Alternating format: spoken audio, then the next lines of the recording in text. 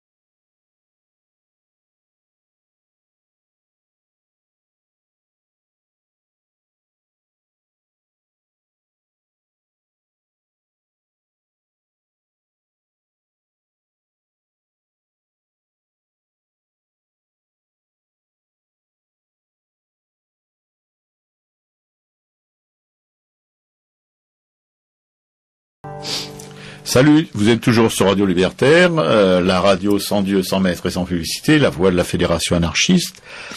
Comme tous les mardis, l'émission Racaille prend le train, ça part tout doucement. On pense que ça va s'accélérer dans les minutes qui suivent.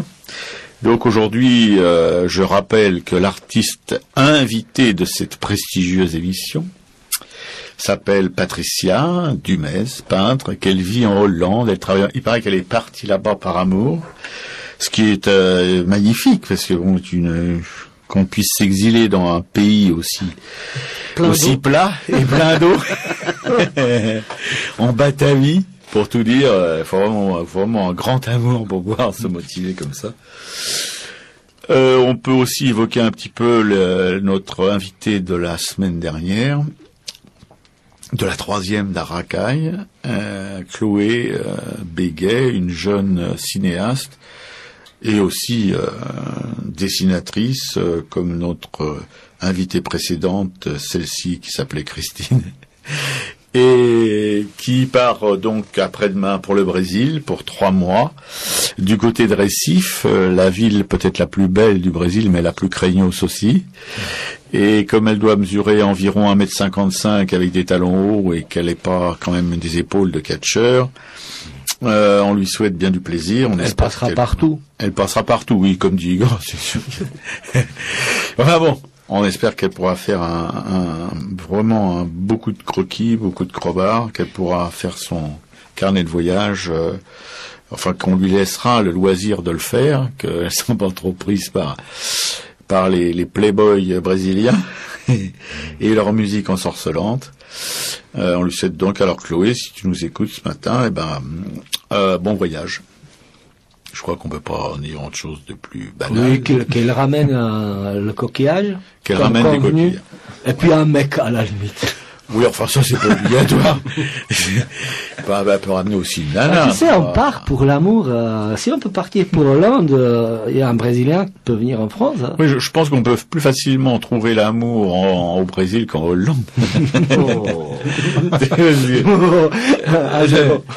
Non mais c'est l'idée qu'on s'en fait avec le carnaval, tous ces machins-là. Enfin des machins, tous ces sauteries. Voilà, et on a aussi quelques pensées pour donc Christine, qui sait si bien dire non au micro de notre petite émission, et puis aussi pour celle qui précédait, qui s'appelait Cécile. Ah oui, Cécile, pardon, Cécile.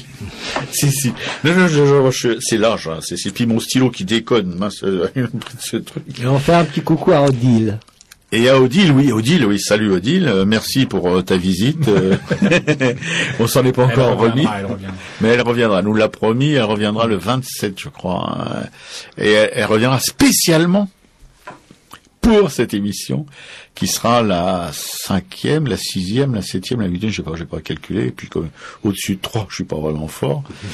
Voilà, on aura aussi peut-être la semaine prochaine, quel invité? On n'a même pas une idée de l'invité de la semaine prochaine. On va choper quelqu'un dans la rue. Mais pas de problème. Avec Igor comme rabatteur, on va bien trouver quelqu'un. Et donc on va évidemment, je vais vous rappeler pour que ça vous rentre bien dans la tête les petites, enfin je veux dire les choses qui nous tiennent à cœur, c'est-à-dire parler de l'artiste évidemment. Son statut, qu'est-ce qu'il fout dans la vie, est-ce qu'il est attendu par ses concitoyens au coin de la rue pour essayer de l'éliminer, enfin on sait pas, toutes ces sortes de choses. D'ailleurs le néant de l'Élysée, comme l'appelle mon camarade Jean, on a longuement parlé à Nîmes il y a quelque temps. C'est vraiment pas un discours qui marquera l'histoire de l'art, qui va au contraire plutôt la planter. Pour tout vous dire, parce que l'artiste et l'engagement politique, je pense pas que ce soit une des préoccupations du néant. L'artiste et la religion, peut-être que ça le ferait, oui, il aime bien les religieux.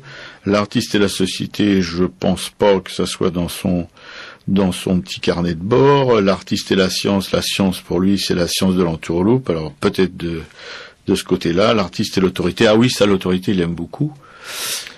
L'artiste et l'identité nationale aussi, je crois que c'était le point majeur de son discours. Oui, c'est ça, l'artiste et l'identité nationale, l'artiste et le flux migratoire, l'artiste et le gaz lacrymogène, voilà. On verra tout ça donc au cours de ces émissions. Igor, je vois que tu t'agites sur ton siège. T'as vraiment quelque chose d'important à nous raconter tout de suite là, non? Non. Bon. Oui. Oui. Mais je vais pas raconter. Tu vas pas raconter? Non. Bon, pourquoi? On a l'habitude. Jean non plus va pas raconter. Si, je voudrais quand même donner des nouvelles du graphe dont j'avais parlé la dernière fois, ce magnifique graphe qui orne un mur. Le 20e que tu nous as envoyé. Le 20e, donc j'ai de très très bonnes nouvelles. Je suis repassé, le graphe est toujours là, le 20e arrondissement nique toujours Sarko et c'est... Vive le 20e arrondissement qui nique toujours Sarko avec un certain brio, faut le dire, parce que le graphe, effectivement, est très très coloré, très guette. Et c'est de la propagande, bon, pour le chef de l'État, c'est bien. Ouais, c'est pas cher, c'est gratuit. C'est gratuit, oui, c'est tout à fait. Oui, ça peut avoir une couleur sur les murs de Belleville. Qui en manque pas pourtant de couleurs, les murs de Belleville, si. Non, c'est coloré Belleville. Oui, bon. Pat, si on prend un peu d'avance sur ton interrogatoire, où on te prépare, on commence les préliminaires. Tu es à Paris depuis combien de temps? Quoi, là, cette semaine? Oui. À peine 8 jours. Bon. Et tu repars quand? Demain. Bon. Non, je pose des questions, c'est parce que je m'inquiète pour ta santé. Oui, ça a été dur. Toute cette semaine a été très arrosée, oui. Très arrosée, oui. Ça se remarque pas. T'as le visage. C'est que je suis restée très jeune, finalement. Et c'est des rencontres amicales, des copains qu'on revoit qui ont refusé de partir en terre étrangère. Ouais. Hein? T'as laissé donc tous les potes. Tous les potes ici. Et tu t'en es fait des nouveaux en Hollande ou... Oui. C'est possible. Ouais, c'est possible, ouais. Maintenant, il me faut juste apprendre le néerlandais. Oui. Et ça va être très dur. Oui, je pense. Oui. Je voudrais pas te décourager, mais... J'ai acheté quelques méthodes, mais j'arrive pas à rentrer dedans, donc on va voir comment ça va se passer. Je vais faire du troc, je vais essayer de... Tes copains, ils veulent pas apprendre français, plutôt? Non, mais ils parlent tous anglais, donc du coup... Tu parles anglais? Ouais, bah oui. Ah ouais. Ces roast beef, ils nous lâcheront pas. Bon, parler anglais, oui. Mais le néerlandais, je sais pas, j'ai comme... je suis pas un grand linguiste, mais c'est une langue qui m'apparaît pas comme une langue vraiment... normale. Musicale, guette. Non? Oui, l'accent est un peu costaud quand même. Hein. Ouais. Différent du germain, mais faux... Culturel. Ouais, tu peux nous en donner un... Non. On l'a eu. Elle a dit non, donc elle ne le dira plus. Mais bon, on a eu notre non. Voilà. On est content. Eh bien, voilà. L'émission est lancée. Oui, l'émission est lancée. Ça a été laborieux, mais elle est lancée. Là, maintenant, tout va bien. Maintenant, on va payer une petite musique. Je ne sais pas quel titre je dois annoncer parce que je pense que je me suis un peu planté pour le premier. Alors je laisse peut-être notre cher Jean-Christophe à la régie nous l'annoncer. C'est les Ogres de Barbac, justement. C'est un medley d'artistes qui chantent chacun leur ville. Vous allez voir, c'est magnifique. Très bien. Et c'est tout à fait en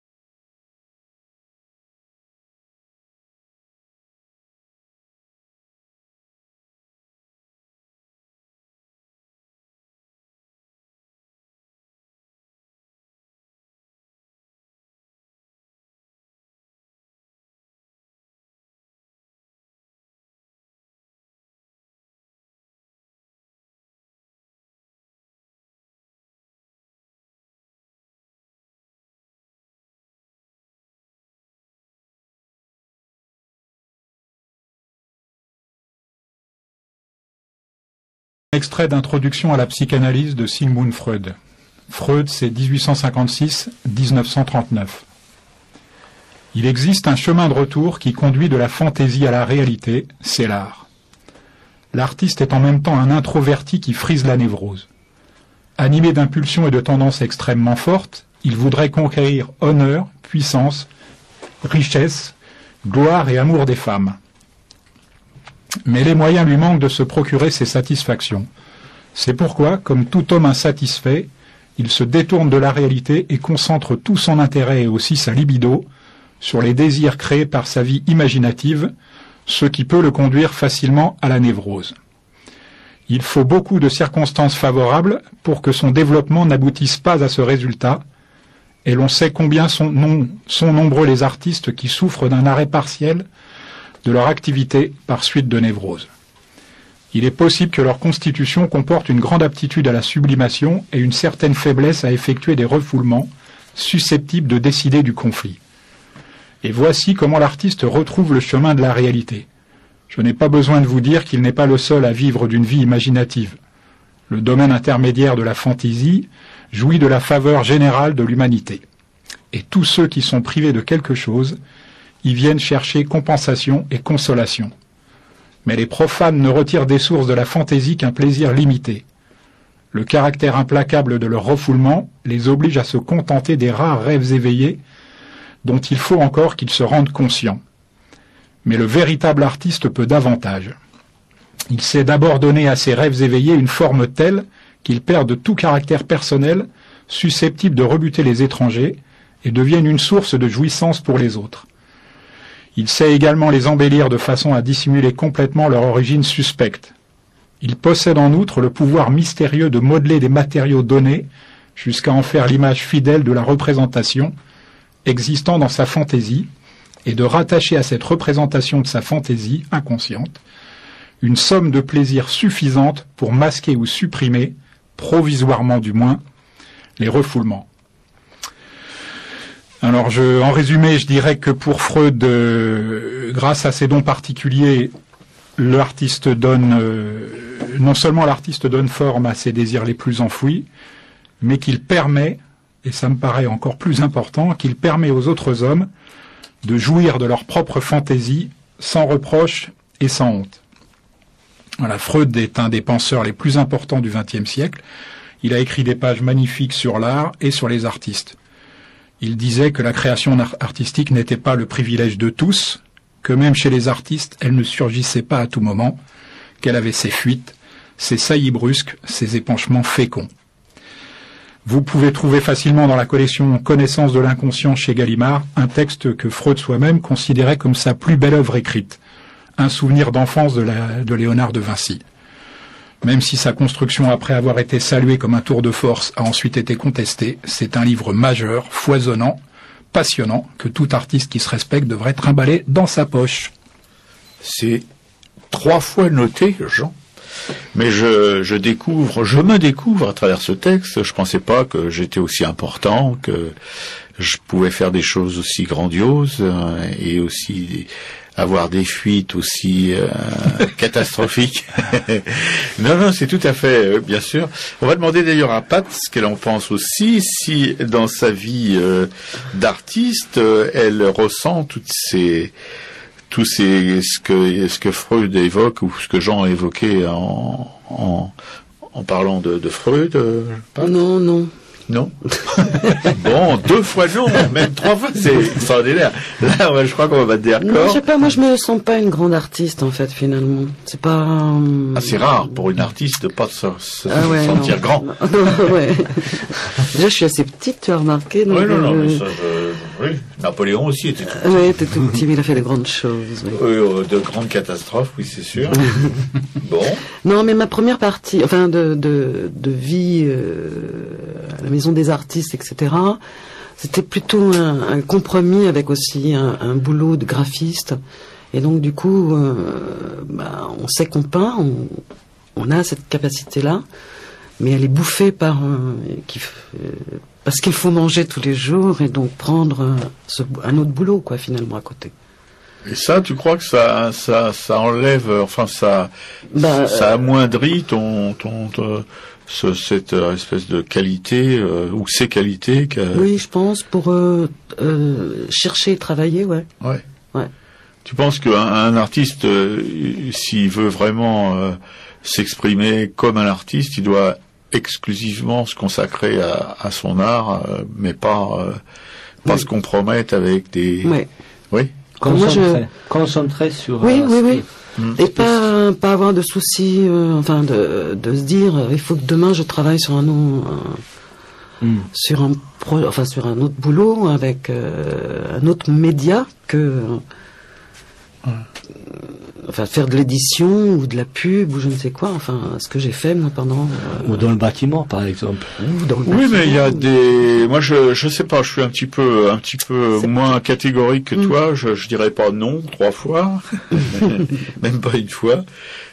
Parce que, si tu veux, je crois que c'est de plus en plus, et puis ça date pas quand même d'avant-hier, que des artistes doivent pour survivre, subsister, gratter à droite à gauche de la thune en faisant autre chose.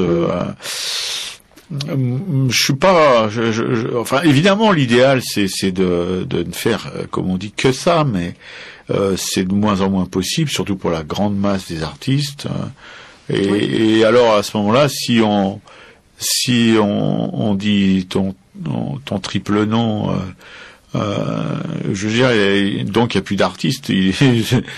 Non, je sais pas. Enfin, je découvre le texte de Freud et je vais probablement suivre le conseil de Jean et voler le bouquin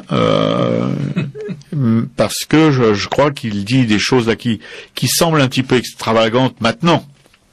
Parce qu'il y a une espèce de... Enfin, je blablate beaucoup, je vais m'arrêter parce que je sens que je vais pas tenir la distance. On va Non, mais je crois que maintenant, on n'oserait plus dire des choses comme ça. Je vois pas qui pourra dire des choses sans que ça suscite des ricanements, quoi. Alors que je crois que il dit vraiment, il y a aussi le petit livre du philosophe, dont je me souviens plus du nom, je vous en reparlerai quand ça me reviendra, qui s'appelle L'œil et l'esprit, de Merleau-Ponty. Qui rejoint plus simplement, c'est moins fouillé que ce qu'a écrit Freud, mais qui rejoint bien ce texte-là aussi, qui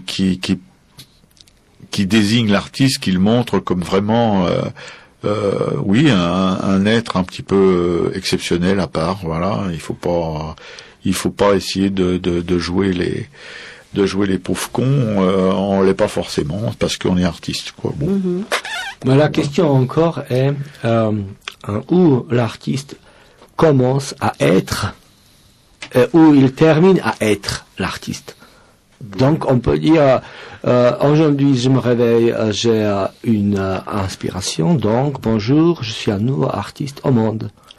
Est-ce que maintenant M. Freud pourrait expliquer ça?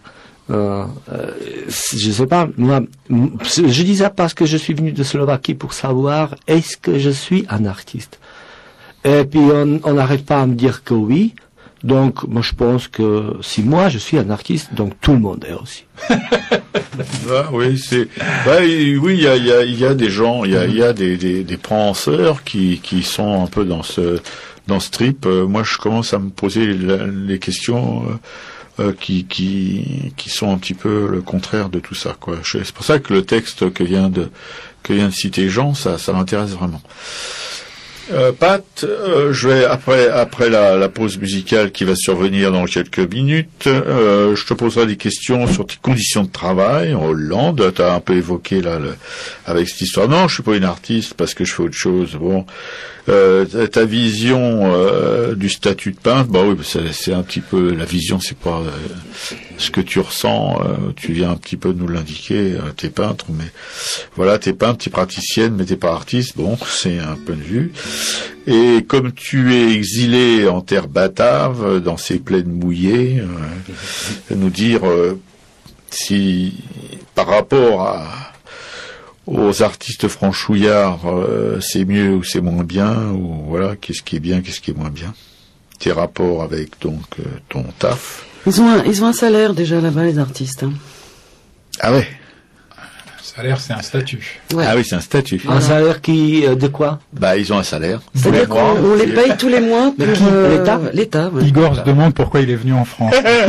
Oui, je crois que Je me dirais, Vous me pouvez... un scoop, Igor. Il a une lumière dans les yeux. Bon, les auditeurs ne peuvent pas en juger, mais il a Quelques une kilomètres lumière à dans les côté, yeux. je Merci, me- Pat, j'ai d'avoir mis raté le cette truc. lumière dans les yeux Non, d'Igor. mais il n'y a rien de perdu, Igor. Pat va te donner des conseils, m'as des fait renseignements. commencer ton Oui, voyage. oui, voilà. Non, mais c'est quand même, C'est le Slovaque errant. Ah bah oui. Oui, là, tu es là, bon. Si Mais Faut juste arriver à avoir ce fameux numéro. Parce qu'il faut que tu t'inscrives en tant que... Oui, bien sûr, comme chez nous, à la Maison des Artistes. Par Non, contre, non, est-ce- avec l'État, ce qui n'a rien à voir avec la maison des Sirène, artistes. Sirène. Ouais. Et puis, pour prétendre, il faut que tu aies un dossier béton. D'accord. Oh, bah là, il a un dossier béton. Il a 800 dessins qui sont sur le Et feu. tous les mois, tu dois leur peindre, ou dessiner, ou sculpter, ou... Travailler, quoi. Enfin, et tu le donnes à l'État. En échange, Donc ils l'État te donnent- qui achète et il te paye.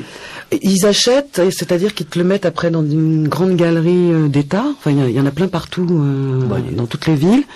Et ça, après, c'est loué ou vendu s'il y a vraiment quelqu'un qui flash sur... Est-ce elle est fixée, cette salaire, le montant de Oui, ils ont, suivant ton niveau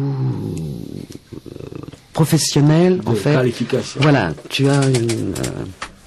Je sens qu'on va avoir beaucoup de coups de téléphone. Alors donc je rappelle le numéro, le 01 43 71 89 40 pour tous les rapins qui désirent partir en Hollande dans les heures qui suivent. On n'a pas le numéro de l'ambassade. Oui, on n'a pas le numéro de l'ambassade. Oui, Jean, exact. Mais Patricia est là et pourra répondre probablement à toutes vos questions et vous donner les pistes indispensables pour pouvoir postuler en Hollande à avoir un salaire. Vous vous rendez compte, un salaire. Oui, on en rêve. tous. On en rêve tous. Ouais. Jean-Christophe aussi en rêve dans sa petite régie qui va nous balancer le prochain morceau de Zik.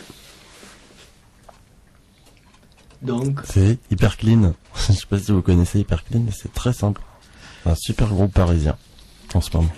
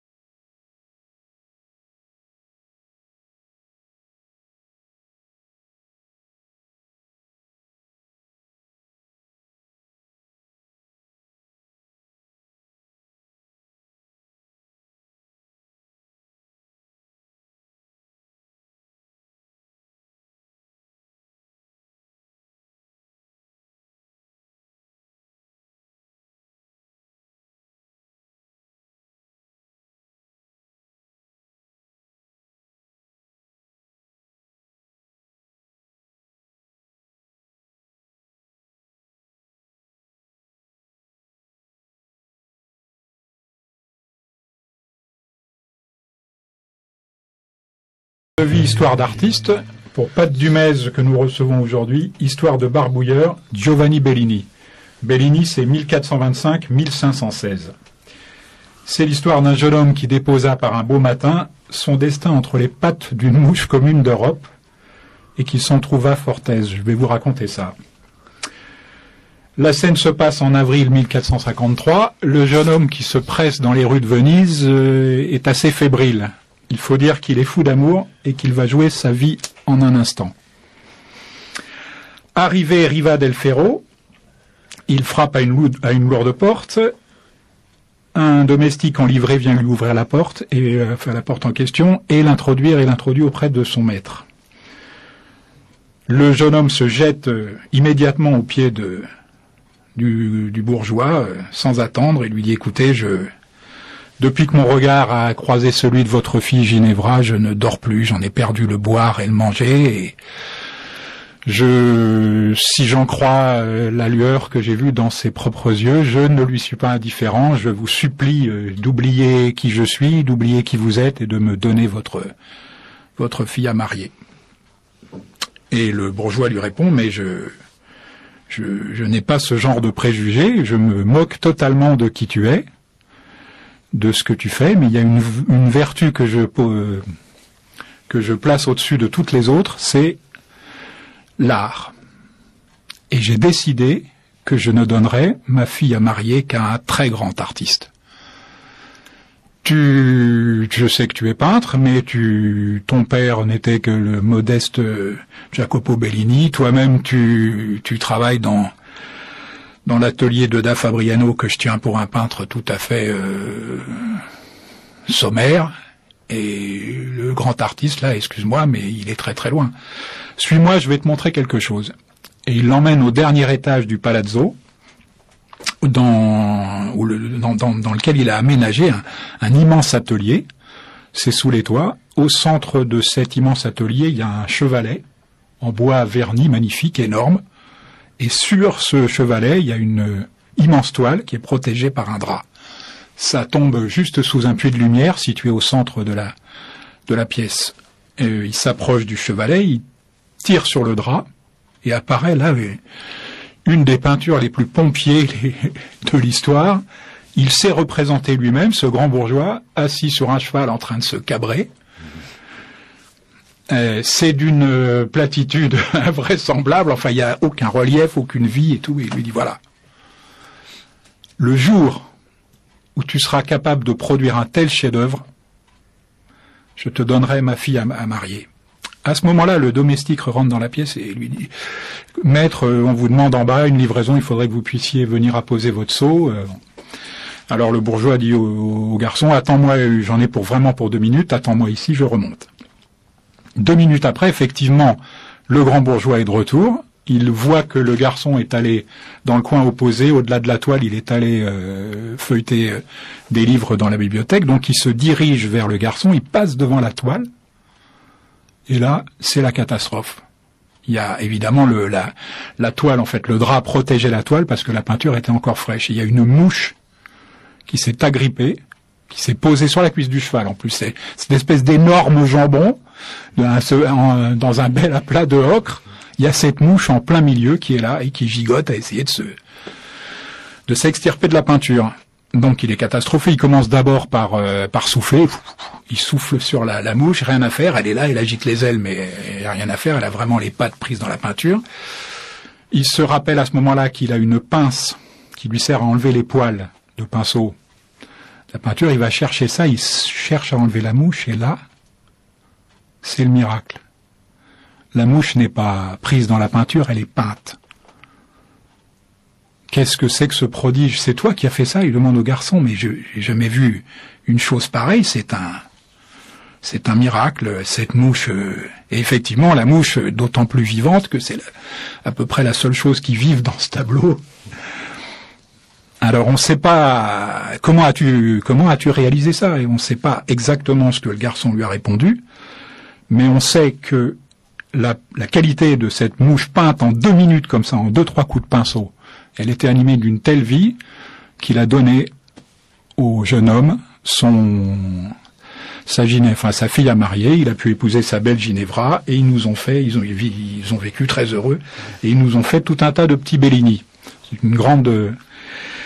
L'histoire de la mouche a fait le tour de l'Europe, je finirai juste là-dessus, l'histoire de la mouche a fait le tour de l'Europe, au point que les maniéristes italiens, c'est un peu plus loin dans l'histoire, mais les maniéristes italiens, aussi bien que hollandais ou espagnols, s'en sont emparés et qu'ils ont assez systématiquement utilisé la mouche dans leurs tableaux pour donner la vie. Voilà, pour donner la vie à leur toile et accentuer comme ça l'effet de trompe-l'œil. Et aussi conquérir le cœur de leur belle, probablement. Séduire les beaux papas potentiels. On l'espère. Sur un racaille, toujours, sur 89.4 sur la bande FM, Radio Libertaire, la radio sans Dieu, sans maître et sans publicité, la voix de la Fédération anarchiste. Un petit message. Ne nous laissons pas terroriser par l'État. Comme il l'a montré ces derniers mois, l'État, sous couvert d'antiterrorisme notamment, cherche à criminaliser toute forme de contestation, qu'il s'agisse de mode de vie alternatif ou de participation aux luttes sociales. Garde à vue, perquisition, détention préventive, violence policière, tous les moyens sont bons pour faire taire celles et ceux qui luttent et résistent. C'est pourquoi nous appelons l'ensemble du mouvement social à manifester le samedi 31 janvier, dès 15h, de Luxembourg à Denfert-Rochereau. C'est un message d'Action Libertaire, de la CNT, de la Fédération anarchiste et de Scalp. Il y a une autre manif le 29 où il y aura probablement tous les habituels participants à ces manifs, mais nous on en fait une qui est uniquement auquel les participants sont pas ceux des manifs officiels. Voilà. Je pense que je vous le relirai pas une seconde fois, qu'il y a d'autres copains dans d'autres émissions qui le font, mais retenez quand même la date, le 31 janvier, dès 15h au métro Luxembourg, et la manif qui partira donc du métro Luxembourg où il y a le rassemblement, ira jusqu'à Denfert-Rochereau. Voilà. On est toujours avec Patricia Dumez, peintre qui vit en Hollande.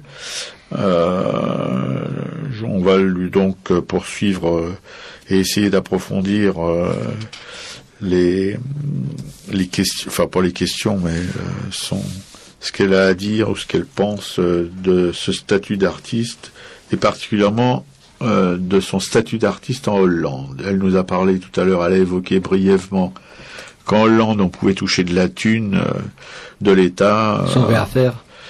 Ce qui a vraiment intéressé, pour pas dire bouleversé toutes les, enfin Igor quoi, qui pensait qu'en France c'était le panard pour les artistes, mais là c'est le vrai panard, c'est pas la France, c'est la Hollande. Et en plus on peut fumer sans problème, donc ça réunit plein de conditions assez favorables à l'exil. Non, c'est juste toléré. Hein. C'est juste toléré. Bon. Oui. Alors, tu évoquais une espèce de salaire versé par l'État avec des conditions. Conditions, bien sûr, oui. Et toi-même, tu émarges ? Non, pas du tout. Et pourquoi donc ? Parce que déjà, je ne savais pas si j'allais rester en Hollande, vraiment. Ça fait qu'une année, finalement. Et donc, il faut vraiment aller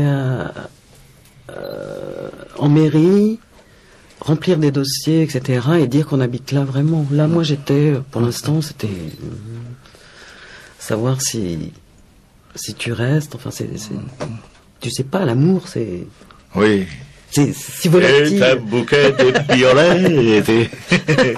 Non, bah oui. Mais bon. Donc voilà quoi. Mais alors, pour une première, ce que je vais faire, c'est quand même une expo, mais avec d'autres Français qui vivent en Hollande. On a réussi à se trouver, on est à peu près une vingtaine sur toute la Hollande, à vivre et à faire de la peinture. Alors il y en a qui ont d'autres boulots à côté aussi.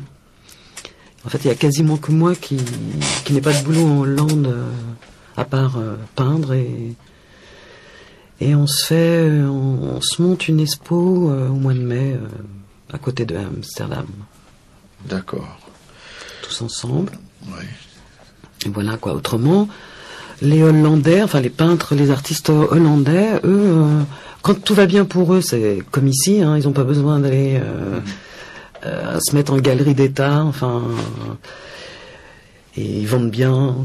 Ils ont des galeries privées, ils se vendent tout seuls ou ils ont des agents, enfin, etc. Quoi.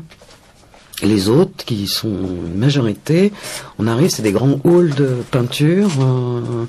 Ils mettent tous leur peinture ou leur sculpture là-dedans. Et puis, c'est. Par contre, ce qui est bien, c'est qu'il y a une culture de l'art. C'est-à-dire que les gens viennent louer pour une semaine très facilement, quoi. Donc, ils prennent une œuvre. Il y a un peu d'argent qui est reversé à l'artiste et puis à l'État qui se paye comme ça. C'est loyer, en fait. Ce sont les artothèques, en quelque sorte. Voilà, c'est ça, ouais. Mais il y en a à tous les coins de rue, quoi. Ouais. Mais ça, il faut pour exposer dans ces lieux, il faut obligatoirement être reconnu officiellement et toucher un salaire de l'État. Ouais. Et ceux qui ne sont pas reconnus officiellement, qui touchent pas de salaire de l'État, qu'est-ce qu'ils foutent? Et ils ont des boutiques qui servent de galeries et ils se vendent tout seuls, quoi. Et c'est plus facile qu'en France? Ah oui. Ouais. Tous les rez-de-chaussée, c'est des boutiques. Des boutiques qui sont tenues par des particuliers. Voilà. Et tu te pointes avec ton petit dossier, tu dis voilà, je fais ça, le mec il te dit ou la meuf. Ça m'intéresse ou pas. Voilà, c'est ça, ça se passe comme ça. Donc il y a pas des galères comme il y a ici où il y a pas de galeries pratiquement, où il y en a quelques-unes mais qui sont très élitistes, ou alors c'est des lieux d'expo payants, des trucs voilà pour faire du gras pour ceux qui louent, mais pas pour les artistes. Donc là-bas, ça serait, à ton avis, c'est plus facile de vivre de son métier là-bas qu'ici? Ça m'est apparu comme ça, ouais. Ça t'est apparu comme ça. Ouais. Ok. Et je te dis, par exemple, je suis à côté de Rotterdam, dans une petite ville. Il doit y avoir. J'ai été impressionné par le nombre de boutiques rez-de-chaussée qui vendent de l'art, quoi. Pour une toute petite ville, elle est assez touristique parce que c'est une très très vieille ville qui date du XIIe ou XIe siècle. Mais partout.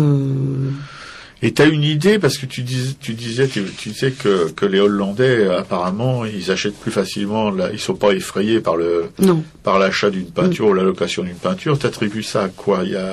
Ils ont une éducation artistique différente de chez nous? Oui. À l'école?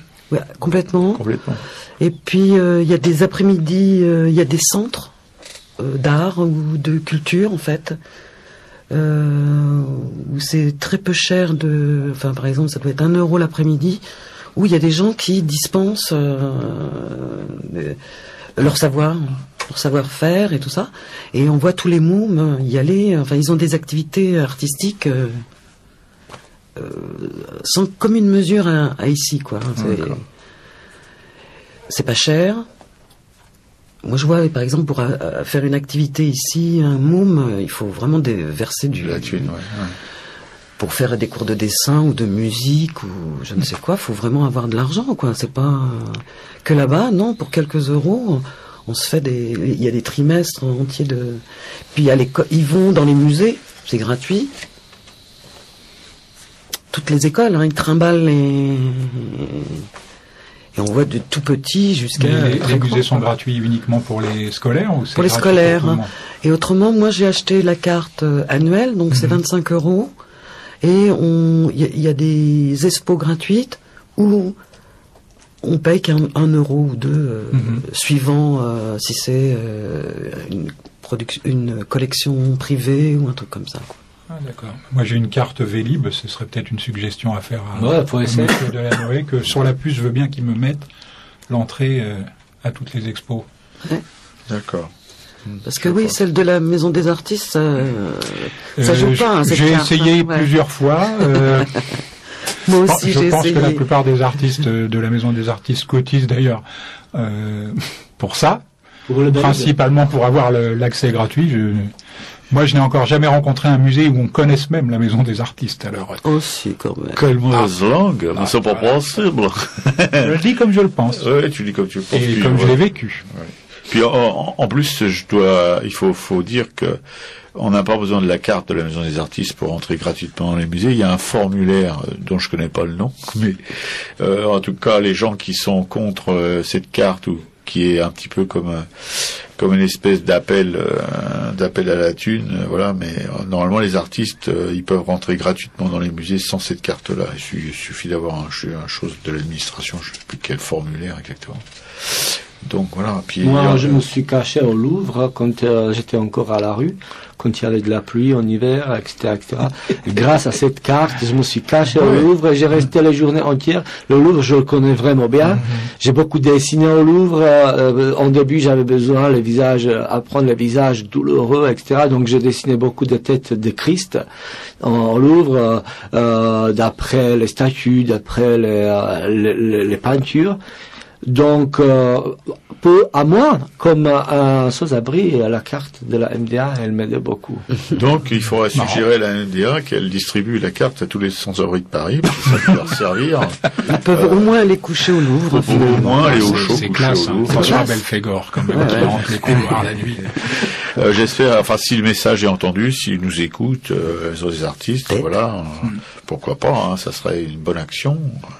Ça leur coûterait pas cher en plus, parce que c'est juste un bout de papier avec un timbre, il y en a pour 2 thunes. Voilà, une suggestion en tout cas de la part d'Igor, principalement, de Jean qui appuie, de Patricia qui a pas l'air contre, pour une fois. et donc, alors qu'on va, pour se reposer un peu la langue, passer un petit zik, si Jean-Christophe est disposé à nous la diffuser. Ouais, moi je peux aller au musée gratuit aussi. Parce que faut savoir, les intermittents, c'est des chômeurs quand même. Et les chômeurs peuvent aller au musée. Alors on travaille, on a un métier, mais on est toujours chômeur et petite compensation, on peut aller au musée. C'est quand même bien. Bah oui, qu'est-ce qu'on en apprend des choses, là-dedans.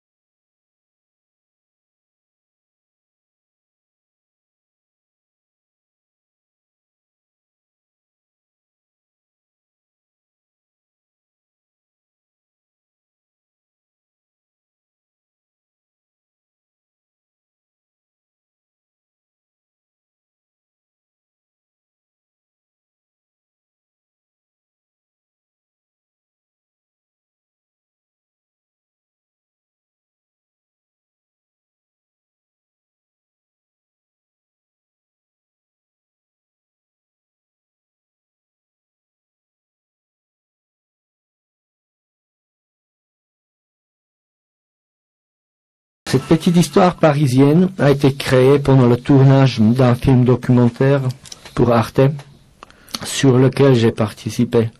À cette époque, il y avait sur le pont d'Alma tout un campement des cabanes en bois. Les esprits de l'Alma, ils viennent de tous les coins de l'Europe parce qu'ils ont entendu la voix du grand zouave. Ils amènent avec eux leur misère comme seul bagage. Ce sont les esprits, ces privilégiés à qui le zouave a offert son hospitalité et protection. Il a voulu leur compagnie, donc il les a appelés. D'un côté, il y a des esprits de Pologne, ils créent une nouvelle vie sous le regard protectrice de zouave. Les Hongrois et les Roumains ont établi leur campement d'une façon durable pour le plaisir de grands maîtres. Mais les voisins sont étonnés, car ils n'ont jamais vu zouave accepter la présence de qui que ce soit. Il n'y a que esprit germanique qui reste dans sa solitude pour garder son indépendance. Les autres se demandent comment est-ce qu'on peut devenir une des esprits de l'Alma pour pouvoir profiter de la générosité de zouave. Non, ils savent pas que pour cela il faut être quelqu'un d'exception. Merci Igor. On va poursuivre un peu avec Patricia, et puis après pause musicale, et puis après Jean nous en comptera encore une bien bonne. Pour résumer un peu les quelques échanges qu'on a eus avec notre invitée, Patricia Dumès, peintre résidente en Hollande par amour. Elle est là-bas, elle travaille là-bas, elle nous a pas encore dit si elle a évoqué cette histoire d'expo collective avec des Français. Pourquoi avec des Français alors que tu habites en Hollande et qu'il y a beaucoup plus de Hollandais qu'il y a de Français? Est-ce que c'est impossible de faire quelque chose avec les natifs? Si, c'est possible, mais c'est un choix là pour un peu aussi me faire connaître aussi, oui, ouais, un événement, parce que ce sera un groupe de Français, donc ça risque d'avoir un impact médiatique. Voilà, ouais. Ah, ok, donc oui, bon, d'accord. Et aussi, il y a quand même j'allais dire, on peint pas pareil, quoi. Oui, non, mais ça, je peux comprendre. Non, mais c'est vrai, il y a une différence.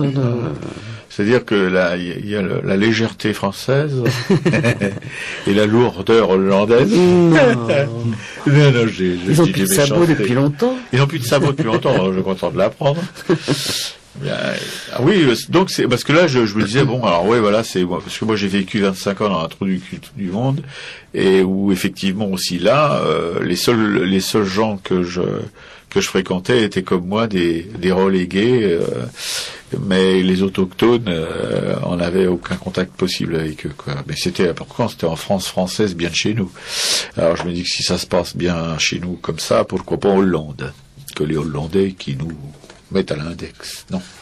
Non, enfin moi je le sens pas comme ça. Ah, c'est dommage. Non, je déconne. Et alors les expos avec les Hollandais, c'est possible, mais alors pourquoi n'en fais-tu pas avec les Hollandais? Moi je voudrais savoir. Parce qu'il faut travailler aussi. Enfin travailler, je veux dire, pour exposer, il faut au moins avoir 2 toiles, peut-être. Ah non, nous c'est les émissions. Une belle qualité. Toi, 2 toiles. Oui, c'est peu quand même.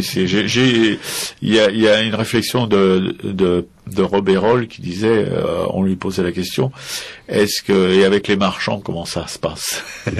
Et Robert Roll disait, les marchands, c'est un peu comme les oiseaux de proie, ils viennent quand il y a à bouffer, mais quand il n'y a rien à bouffer, ils viennent pas. Et qu'est-ce qu'un mec qui fait 10 toiles par an peut intéresser un marchand?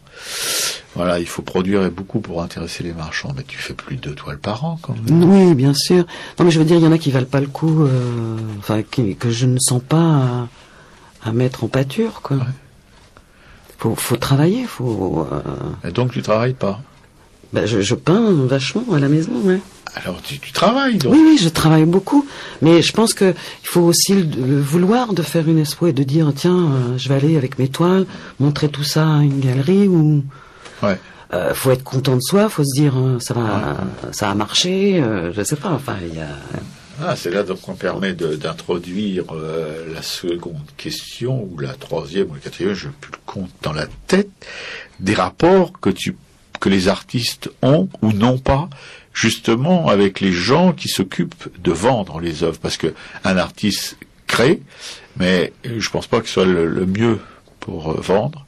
Je pense qu'il a besoin de quelqu'un de compétent dans ce domaine. Alors, est-ce que dans ta vie professionnelle, en Hollande ou en France, tu as affaire à des marchands comme Robert-Roll? Est-ce que tu as affaire à des galeries? Comment ça se passe, quoi? Si tu pars pas avec tes petites toiles sous les bras pour solliciter leur attention. C'est ce que je fais moi plutôt en ce moment, quoi. En France, j'ai monté mes expos moi-même. Donc là, il n'y avait pas de marchand ou pas d'intermédiaire. C'est direct. Et après, ça fait des contacts et les gens demandent qu'est-ce qu'on fait en ce moment ou des trucs comme ça, quoi. Voilà. Tu parles des marchands? Non, je parle des clients. Là. Des clients. Ouais, enfin, des gens qui sont intéressés par ton boulot et qui, de temps en temps, passent un coup de fil. Où t'en es? Qu'est-ce que tu fais? Ah, d'accord. Ça, c'est les clients. Ça faisait partie de. Mais je n'ai jamais eu moi d'agent, quoi, ou de marchand. Non. Et pourquoi c'est difficile, c'est impossible, ça nécessite. Parce que je crois que je m'en suis jamais préoccupé. Je me suis jamais posé la question comme ça, et j'ai jamais essayé de chercher quelqu'un qui prendrait un tas et puis essaierait d'aller le vendre. Voilà. Oui, parce que ça, les marchands, ils aiment l'État. Alors que Robert-Roll, j'en viens à ce fameux Robert-Roll qui, hélas, a quitté cette terre il y a quelques années, en 2005, je crois, parce qu'il avait beaucoup bu. Mais en même temps, la boisson est un antidote aux vapeurs délétères des produits qu'on utilise, surtout quand on peint à l'huile. L'acrylique, c'est assez neutre, mais l'huile, c'est un chercheur qui avait fait cette réflexion à un médecin qui lui disait. On apprend tous les. Oui, non, mais on en apprend, mais c'est sérieux ce que je te dis. Un médecin, oui, alors voilà, est-ce que c'était la femme d'un copain qui est peintre. Elle dit à son médecin, vous savez, mon mari, quand même, il vient vraiment alcoolique. Qu'est-ce qu'il fait, votre mari? Il dit, il est peintre. Oh, oui, il dit ça, c'est normal. Il dit, l'alcool, c'est un antidote aux produits qu'il utilise, et tous les peintres sont alcooliques à cause de ça. Mais c'est vraiment, c'est médical, c'est une médecine tout à fait normale. Ça rassure, finalement. Ça rassure. Non, c'est un Vous avez compris, le docteur Robert nous a expliqué ça. Si vous peignez à l'acrylique, vous buvez de l'eau. Si vous peignez à l'huile, vous buvez du pinard. Et vous finissez au whisky ou au homard, ou enfin bref. Non, mais c'est tout à fait sérieux. C'est prouvé. Et mon ami Pierre-Yves, son nez en témoigne. Eh bien voilà, on arrive, c'est toujours sur Arakaï, Radio Libertaire 89.4, sur la bande FM, la voix de la Fédération anarchiste, sans Dieu, sans maître et sans publicité. N'est-ce pas, Jean-Christophe? Mais oui, tout à fait. Et télévision, ça vous parle? Oh oui. La télévision à la radio. Bien que nous ne la regardions. C'est quand même vachement bien.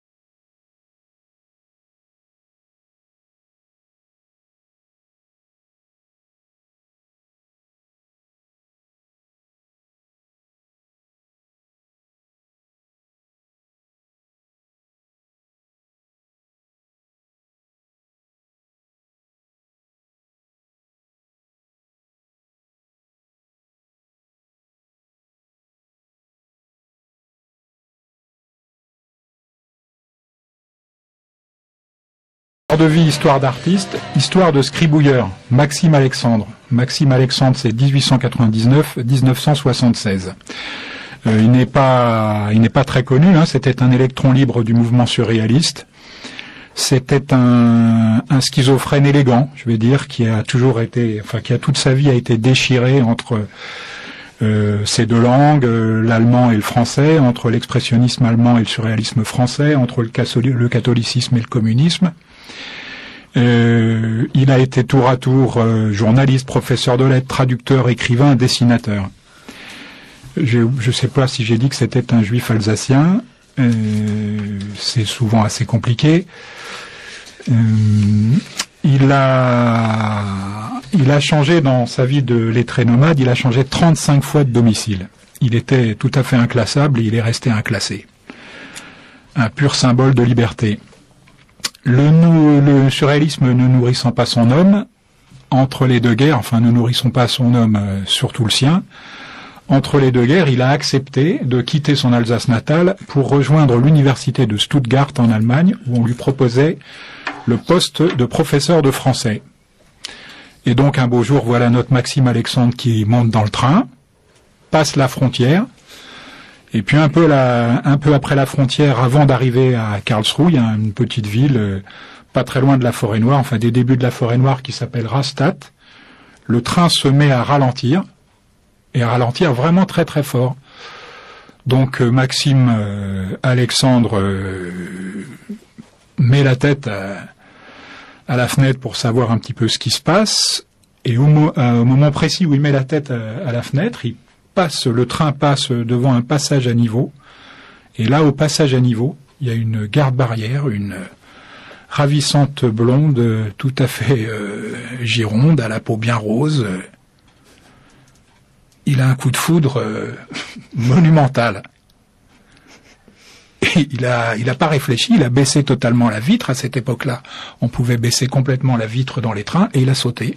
Comme le train ne roulait pas vite, il a sauté, il est allé, il s'est précipité, enfin, j'imagine quand même, enfin, j'espère qu'il a pris des précautions, mais il a déclaré sa flamme à la jolie garde-barrière, qui a eu le bon goût de répondre à ses attentes, et ils ont vécu 2 ans ensemble. Et puis au bout de 2 ans, la flamme s'étant un peu, commençant à vaciller, il est remonté dans le train, et il a continué son voyage, et il a été un peu étonné en arrivant à l'université de Stuttgart de voir qu'on l'attendait pas du tout, et que le poste avait depuis longtemps été pourvu.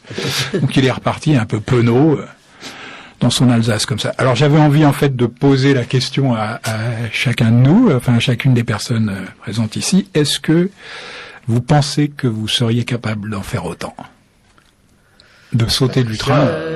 Je crois que j'ai sauté du train, moi. Oui, bon, enfin bon, Igor. Là. Moi moi je la mémoriserai, puis je la garderai comme ça, parce que c'est l'image complètement idéale. Parce que si on saute et on se rend compte qui c'est, on regrette après. J'imaginais qu'il allait nous sortir une grande théorie. Bon, je saute sans problème. Mm-hmm. J'essaye de me ramasser sans me fracasser. Et puis je reste avec elle toute ma vie. Oh Robert, non, c'est trop mignon. Et toi Jean-Christophe? Moi je prends la voiture et je pars avec elle aussi. Super. Ouais, mais on m'attendra jamais à l'université de Stuttgart. Oui, d'abord. Bien, on poursuit avec notre invité. Donc c'est une émission, je ne sais pas si vous avez tout à fait capté, qui est dédiée à l'amour. Jean vient de nous le rappeler d'une belle manière avec cette histoire de garde-barrière. Et oui, c'est un vrai fantasme, la garde-barrière. C'est vrai que j'ai un ami, lui, son fantasme, c'est une belle policière en uniforme, avec une poitrine de rêve. Et avec un fouet? Non. Et simplement, voilà, il imagine qu'elle lui ouvrira sa chemise bleue et qu'il pourra avoir une vision panoramique de ce qu'on appelle des miches ou des appâts ou je sais pas. une poitrine plantureuse. On est plus dans la pathologie que dans le fantasme. C'est ce que je me suis dit. J'espère qu'il n'écoute pas. Hein. Non, j'espère aussi, c'est ce que je me suis dit, mais bon. Patricia. Oui. Donc, je me souviens même plus, je suis tellement troublé avec leurs histoires d'amour que c'est vrai que je fréquente pas trop. Et Patricia peintre qui a fugué en Hollande donc par amour, je sais pas si elle y allait en train, à pied, à cheval, en voiture, avec un sac à dos. J'avais encore 2 petites questions pièges à lui poser. Je sais pas si on a parlé de la vision du statut de peintre. Sa vision du statut de peintre, encore une histoire de vision. Est-ce que statut et peintre, c'est quelque chose qui peuvent cohabiter? Je sais pas, non, j'ai pas ces sensations que ça peut... Non, ça fonctionne pas. Ça fonctionne pas. Non. Statut. Ouais. Et déjà, le mot, c'est pas terrible. Mais il y a, en fait, c'est pour une partie des gens qui se croient artistes, c'est une bonne cachette. Statut, c'est mon statut, c'est l'artiste. Il faut me croire. Oui, ça, il se cache derrière quelque chose. Pour ces gens-là, ça représente beaucoup. Moi, je suis d'accord avec toi que ce mot a rien à voir. On nous a demandé d'avoir ce statut, enfin, qu'on dise qu'est-ce que t'es, quoi. Il faut absolument toujours dire qu'est-ce qu'on est. Et ça, je vois pas bien. Voilà, il y a quelqu'un qui est ouvrier, il y a quelqu'un qui est technocrate, il y a quelqu'un qui... Alors toi, tu seras ça. Et en plus, c'est difficile parce que je dis artiste peintre, je dessine, donc dessinateur, mais je peins aussi, j'écris aussi. Enfin, c'est quand même un peu... ouais, c'est bizarre. Donc, moi, j'arrive pas à définir.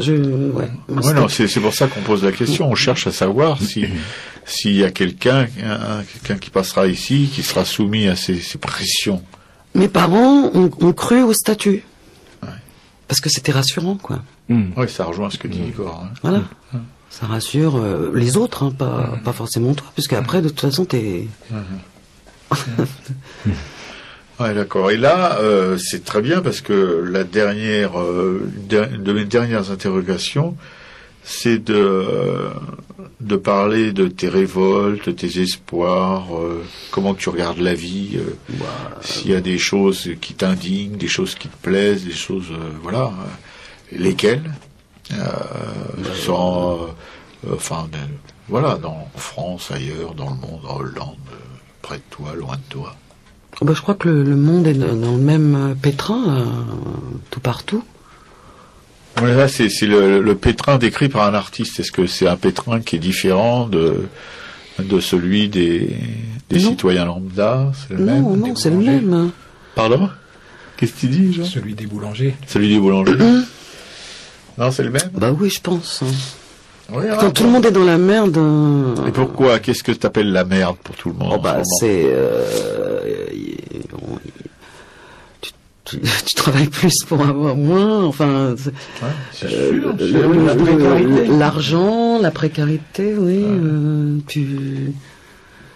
Et qu'est-ce que... Les gens vivent à crédit, c'est complètement n'importe quoi. Et où sont, enfin, on peut penser que je fais des questions un peu cucu, un peu concon, un peu cacabouilla, mais parce que moi-même je me les pose, donc peut-être que je suis toutes ces choses là en même temps. Oui, enfin ce monde que tu évoques là, il y a des lueurs d'espoir pour que ça change, ça va. Enfin, dans ta boule de cristal, qu'est-ce que tu vois? Ça va continuer, ça va perdurer, ça va être de plus en plus catastrophique, ou il y a des l'espoir, il naît de la base des gens. Enfin, on peut pas. Je pense pas qu'un parti ou qu'une désorganisation puisse donner espoir. Cet espoir, il sera que très individuel et tous ensemble. Ça me rappelle quelque chose. Ouais, c'est tout. Ça me rappelle un post sur un forum où je t'avais traité de fleur bleue. Voilà, bon. Moi, j'avais préféré, je sais que je suis naïve et plutôt utopiste, mais. Ouais. Non, mais je pense que c'est plus de la masse. C'est quand les gens, ça y est, ils en ont ras la casquette. Oui, ça viendra du sol et puis ça va grossir et on peut pas l'écrire, on peut pas imaginer quand ça va se faire. Enfin, j'imagine quoi. Enfin, c'est ma sensation, c'est mon. Je pense pas que ce soit un parti qui va nous raconter. Ça, les partis, je suis d'accord. Et dire, allez hop, on y va tous, ça va le faire. Tout ça. Là, ça y est, moi, je crois plus. J'y ai peut-être cru il y a 20 ans, mais là, maintenant. Non. Mais comme artiste, est-ce que tu penses que les artistes peuvent avoir une action spécifique dans cette espèce de révolte ou de révolution ou de remise en question de tout ce qui se passe en ce moment, de tout ce qui nous emmène à cette merde, cette catastrophe? Parce que l'artiste, si tu veux, parce que bon, on a quand même même si le statut ça veut rien dire, même si c'est un truc dans lequel certains connards se planquent, on a quand même une fonction bien particulière dans la société. C'est notre façon de vivre, peut-être. C'est tout. Ouais. Mais je vois pas. Oui, c'est très individualiste, un artiste. Oui, c'est très individualiste, mais tu as des artistes qui sont engagés. Oui, mais ça dépend ce qu'on par raconte. Leur travail, par leur, voilà. Ouais, ce qu'on raconte dans notre travail. Ouais. Moi, perso, là, tout de suite, j'en suis pas là à raconter des trucs très importants dans ma peinture, quoi. Oh, mais oui, enfin, oui, je veux dire, ça se voit pas comme ça. À part ma couleur rouge que j'adore. Oui, mais enfin, c'est pas anonyme, la couleur rouge, ça signifie quelque chose. C'est là, encore une fois, l'amour. Le sexe. Mais nous, on a une liberté dans notre travail, dans notre vie, laquelle cette liberté, on la paye avec notre précarité. Oui. Ouf. Oui. Mais bon, oui, non, mais ça, évidemment, c'est le constat, ouais. Moi, ce que j'essaye de savoir, mais encore une fois, c'est parce que je suis une vieille curieuse et qu'il y a plein de choses que j'ai pas encore tout à fait intégrées ou comprises, etc.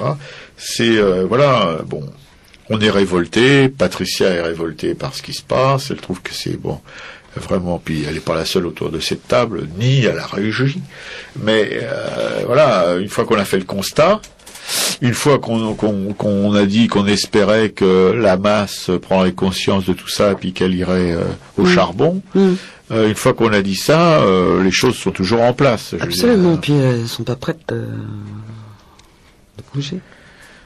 Et oui, mais elles sont pas prêtes. C'est pas moi qui vais. Enfin, je vais pas aller là tout de suite dans la rue en train de. Ah, justement, à propos de la rue, il y a des manifs là. Il y en a une qui est annoncée le 25, le 29, l'autre le 30 et jeudi, le 31. Oui. Jeudi et le 29 et samedi, des manifestations qui vont protester contre cette espèce de chose qui s'installe en France là sous prétexte antiterrorisme. On boucle tout, quoi. Je veux dire.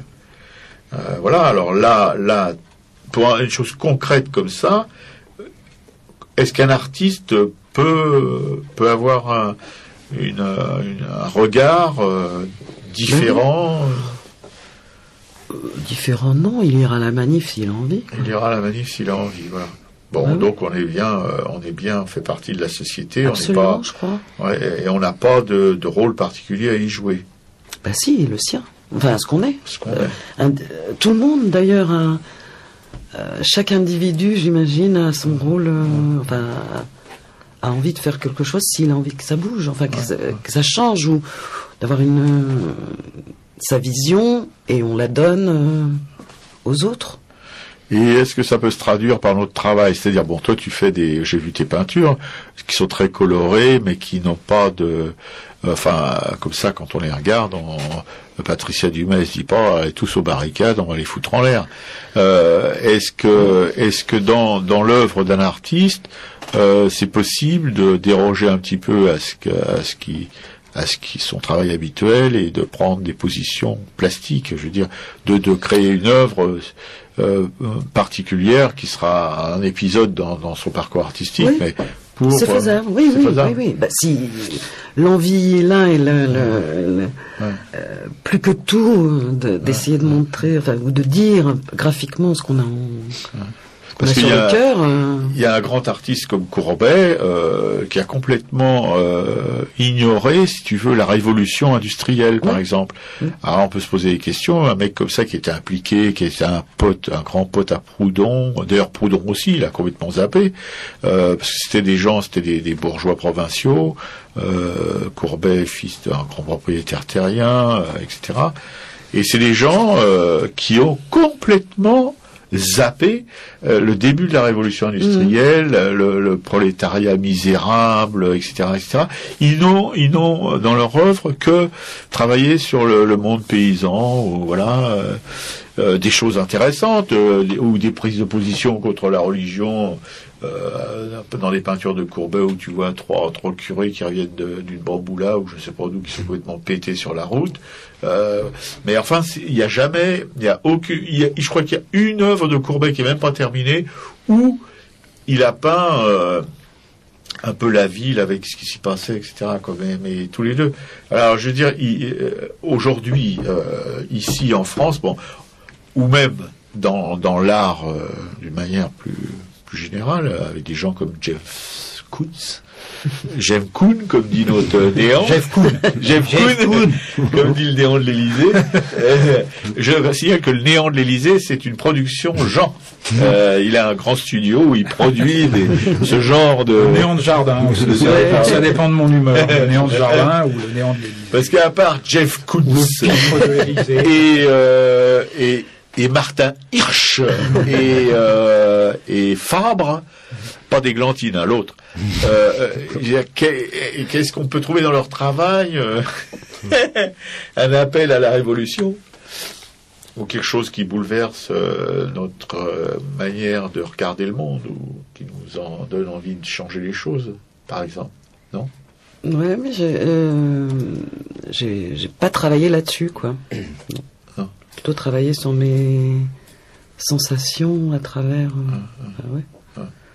Ça dépend de notre boulot, quoi. Est-ce qu'on a envie de. Oui, parce qu'il y a. Mais là, tout de suite, j'ai pas envie de faire Guernica ou des trucs avec le point levé ou des affiches pour. Je sais pas. Non, peut-être quand ça sera vraiment catastrophique, encore plus pire que maintenant, peut-être. Parce qu'après mai 68, on était une bande de copains et tous on travaillait, enfin pas tous peintres, mais il y avait un de mes copains qui est un très bon peintre, qui malheureusement, comme beaucoup de très bons peintres jeunes, après sont rentrés dans une vie plus calme, très bourgeoise, avec un foyer, etc., etc. Mais il avait peint ce qu'il avait vu dans les rues de Paris, les barricades et tout ça. C'était vachement intéressant. Alors que c'était pas son travail habituel. Son travail habituel, c'était tout à fait imaginatif. C'était un petit peu, voilà. Tu vois, par exemple. Et moi, j'avais trouvé que c'était, enfin, rétrospectivement, parce que à ce moment-là, j'aimais beaucoup parce que c'était un ami. Et puis voilà. Puis quand t'es jeune, enfin, tu as un petit peu, voilà. Mais là, je vois pas, même chez les amis peintres, maintenant qui sont plus âgés, parce que voilà, évidemment, mais même dans ce qui se passe actuellement, on voit pas émerger d'artistes qui prennent tout ça en charge, quoi, je veux dire, ou qui traduisent en tout cas. Oui, c'est vrai. Mais ce qui est vrai aussi, comme il y a les artistes qui sont très doués pour tous les thèmes esthétiques. Ouais. Tout ce qui est différent de l'actualité, de la précarité, etc. Donc moi je serais pas tout à fait d'accord si on va maintenant tous témoigner à l'époque de notre travail, parce qu'il faut aussi l'optimisme quelque part. Ouais, ça peut être un travail optimiste.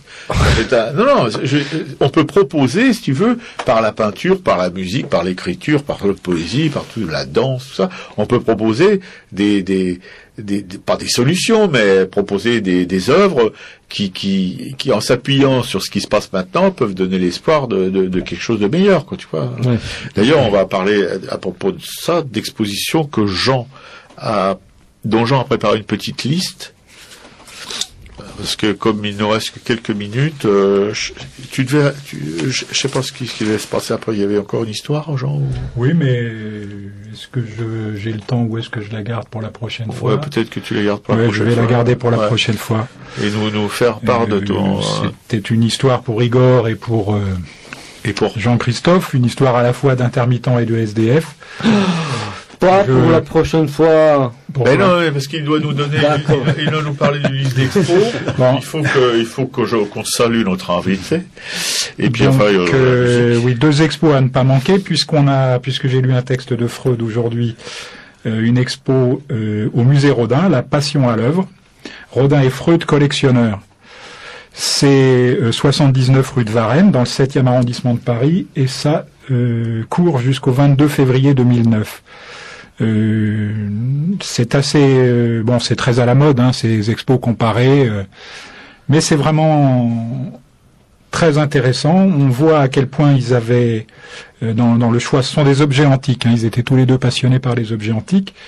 On voit à quel point ils ont une sensibilité proche au niveau de l'affection par rapport à certaines œuvres, mais la façon de collectionner n'est pas du tout la même, et je trouve que le parallèle est vraiment intéressant. Une autre expo qui a eu beaucoup plus les honneurs de la presse. J'en parle parce qu'elle se finit le 1er février. Je crois que c'est dimanche. Le 1er février, c'est Le Mystère et l'éclat, pastel du musée d'Orsay. C'est 1 rue de la Légion d'honneur. Là, il faut vous manier. C'est vraiment à ne pas manquer. Merci beaucoup, Jean. On vous fera un petit digest comme ça des expos, des artistes qu'on aime. L'avant-garde russe aussi, Mayol, que j'ai été voir là. Où? Au musée Mayol. Au musée Mayol, oui, d'accord. Ouais, l'avant-garde russe. Ah ouais. Des trucs rigolos. Ouais. Rigolo. Ouais. D'accord. Bien, on remercie Patricia. C'était un peu court. On espère qu'on la reverra. Elle fait partie de l'équipe d'Arakai. Quand on saura comment fonctionner pour qu'elle puisse intervenir en direct depuis sa Hollande quasi natale ou d'adoption, elle nous fera signe. Dans 2 ans, peut-être je reprendrai le train dans l'autre sens. On te remercie beaucoup. Vous êtes toujours on espère te revoir surtout. On salue les copines qui sont venues avant. Ouais. Céline, Christine, et Chloé et Patricia. C'est toujours sur Arakai, sur la bande FM 89.4, Radio Libertaire, sans Dieu, sans maître et sans publicité, la voix de la Fédération anarchiste. On passe chez Christophe dans sa petite régie qui va nous finir en musique. On va saluer. Salut. Salut. Salut à tous.